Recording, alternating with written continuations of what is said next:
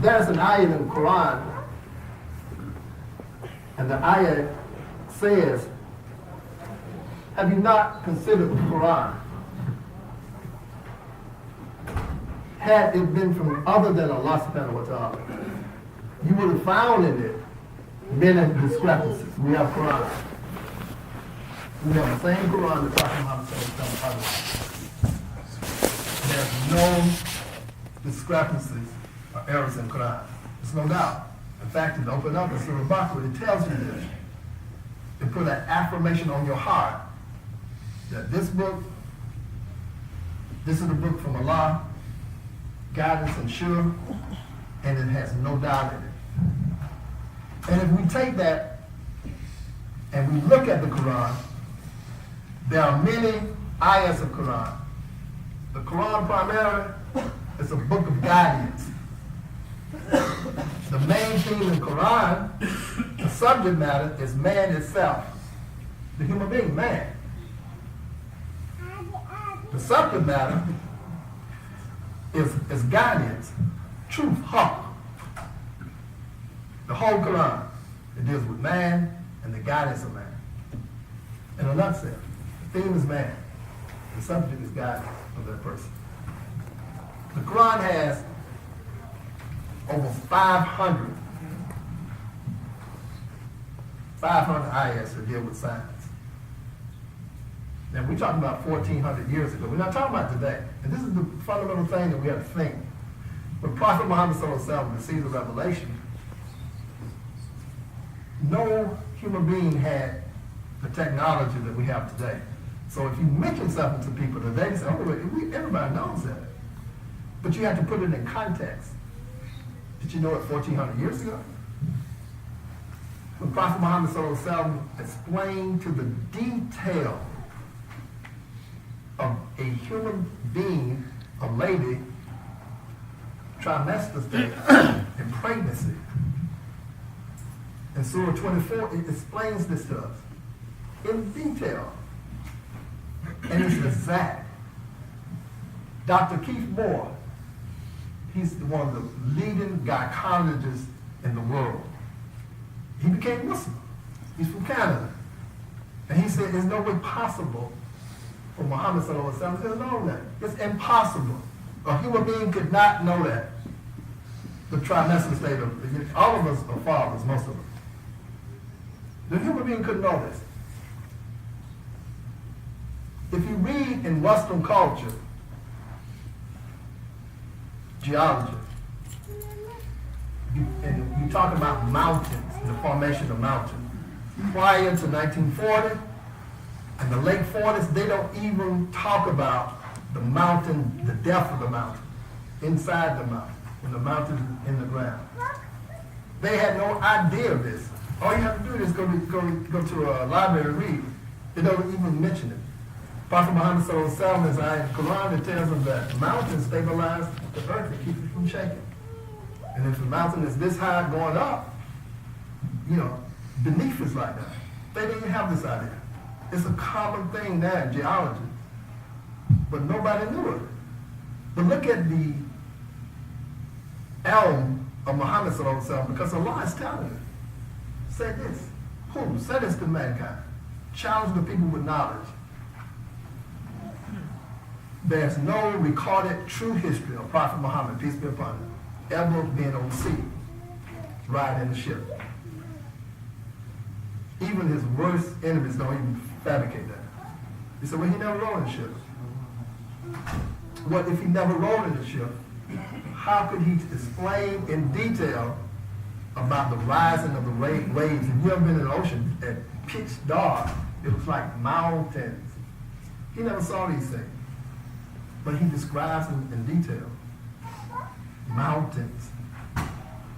The Quran talks about the two different types of waters.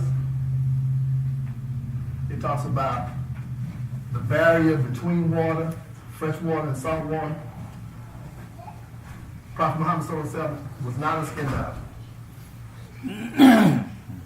How could he possibly know these things? This is no coincidence. There are 500 ayahs in Quran that deal particularly with science. People who think they have knowledge, preface that we do not, as Muslims, if scientists say that's not true, we believe it because it's in Quran and Allah subhanahu wa ta'ala said it. So we don't need science to prove anything in Quran. But I'm telling you what science said is correct. Prophet Muhammad already said it 1,400 years ago. Now they're just catching up, and where we are reaching, like the expanding of the universe. Prophet Muhammad was talking about it 1,400 years ago. They just learned this idea in the late 90s, that the universe is expanding. It's raising away from each other. They just come up with this concept, and now the astrophysicists said, we think it's for real. Well, Muhammad sallallahu alaihi wasallam in Quran said this over 1,400 years ago. If you turn to people with knowledge of the Arabic language, they'll tell you that Quran is fascinating. But one of the most simple examples of it that I can come up with is Surah 108. It's just 10 little words.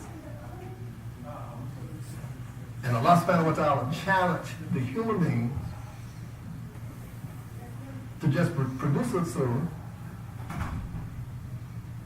1,400 years ago to today. They can't come up with anything that matched the Quran in style and in guidance. It hasn't been done. And inshallah, I believe to the end of time, it will never be done. It can't. Just 10 little words. They can't even do it.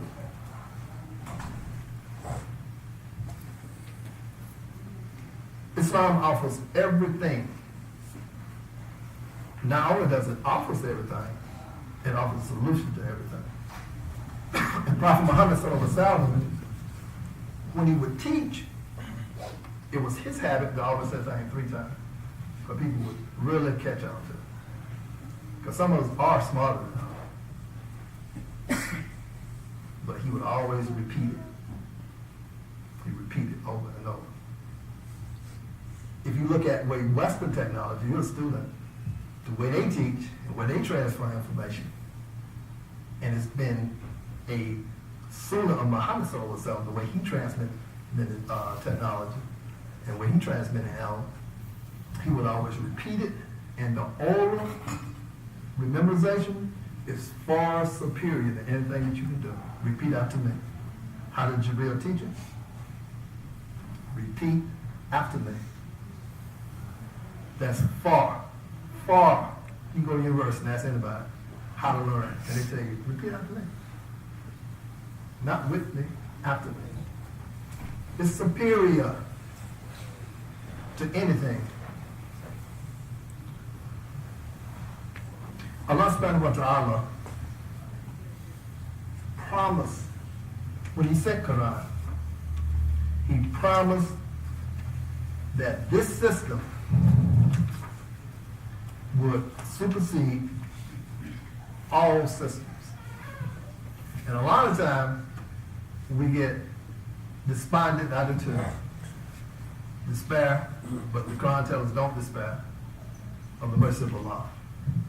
But Allah subhanahu wa ta'ala says in Quran that he has sent his messenger, Muhammad sallallahu alaihi wasallam, with al-haq guidance, al-huda, and the true deen. It says it twice. And it will prevail over all systems, man-made systems, man-made methodologies, philosophies. Islam is going to supersede and it's going to rise above because it has the best solution. I'm serious. But anything you want to do, you look at what the civil court system says, and this system, this is a beautiful system we're in, better than most, but it doesn't compare to the guidance that's found in Islam. It doesn't. If a person wanted to divorce, you can go to court and they almost throw the woman out of the courtroom. They would. But you can't do it in Islam. Everybody always criticizes Islam about women.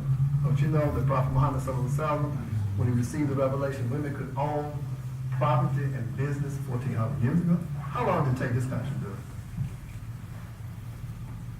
We're talking about human rights. Islam has the only solution to racism. Have you ever noticed that? We have the only system to fight racism. If you don't believe it, just look around. That's proof. I'm sitting up and looking at it. In Quran, Surah 49, there's an ayat that says the best among us is what? The ones who obey Allah the most. The one who has the most talk. And in the beginning of the Khutbah, I said that we came from one soul because Allah sent it to us. He created us from one soul. So all of our origins are the same. Islam has the only solution to destroy the most hateful thing that this country dreads, racism. But Islam offers this solution. And inshallah, I'm going to give some of the examples of Muhammad sallallahu alaihi wasallam in the second part of the Khutbah. Let us ask Allah subhanahu wa ta'ala to guide us. Amen.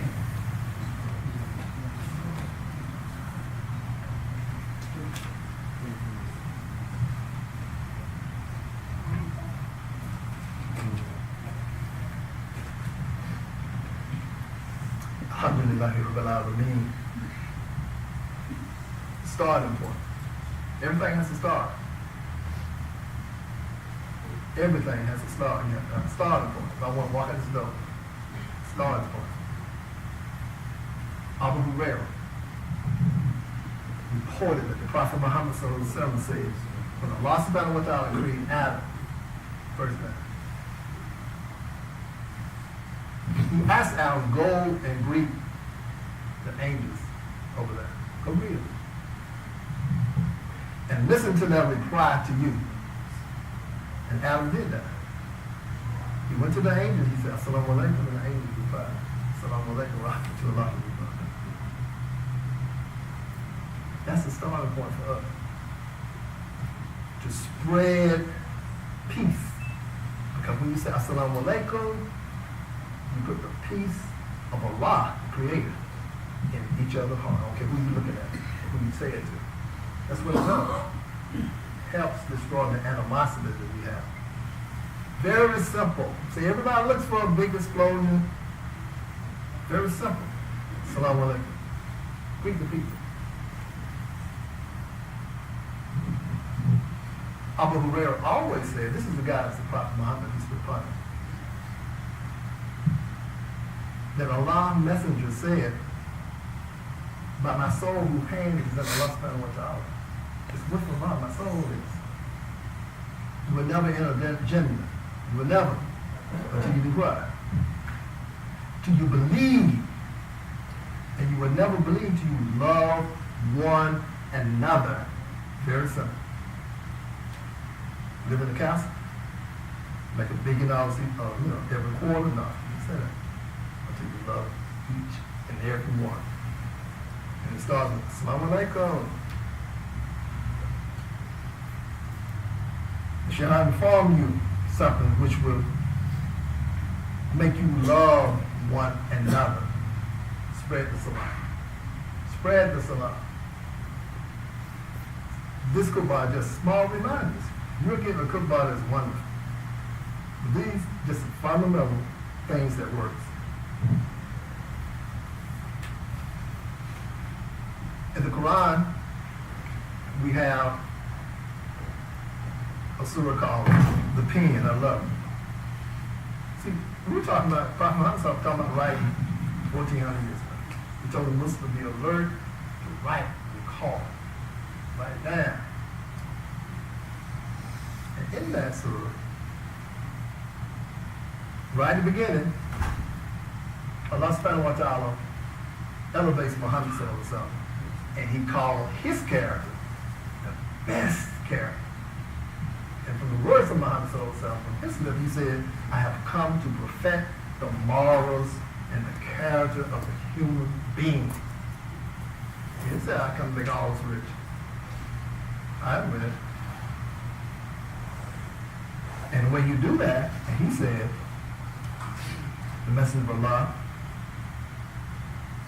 one of the Ansars was sort of making fun of another because he was modest, shy. And you know what Muhammad said, so leave him alone.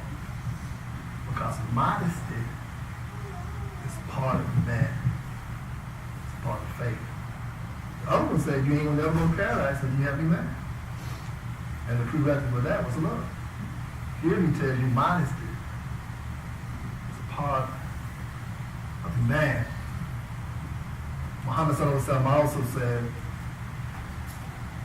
shyness does not bring anything other than goodness.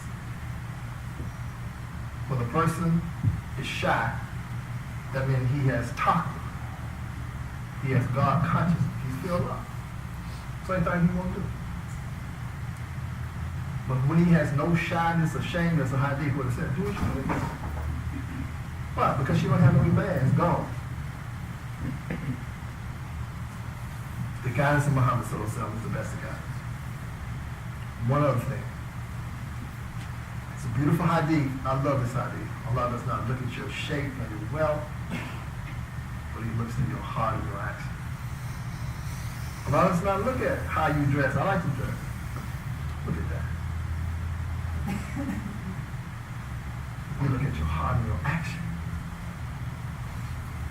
You want to know any person in the world, look at what they say and what they do. Put it together. That's the person. Because the two is mathematics. It has to balance.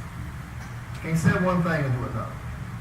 Allah does not look at your shape, nor your wealth, your attire, but he looks at your heart and your action. Muhammad said, I came to perfect the best conduct and the best morals. That's all that we need. Let us ask Allah subhanahu wa ta'ala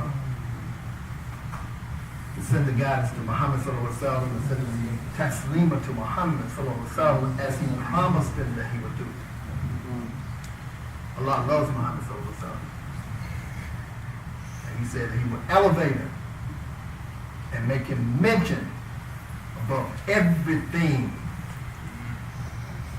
One small example before I close. The Adhan is called every 2 minutes on this face of earth. There's not 2 minutes that's passed. There's 24-hour time, 25-hour time zone on this earth. And the Adhan is called every 2 minutes. Somebody's getting ready to make some up. That's amazing. And when they make a lot, they say, you know what they say? But the mention is what? Muhammad. Allah elevates him by his mention there. And when Muhammad sallallahu alaihi wasallam's name is mentioned, we send the salutation to him. The angels send the salutation. This is ayah in the Quran, 33. Allah, then the angels, then the people who believe, says sallallahu alaihi wasallam. Allah, make us among those who remember you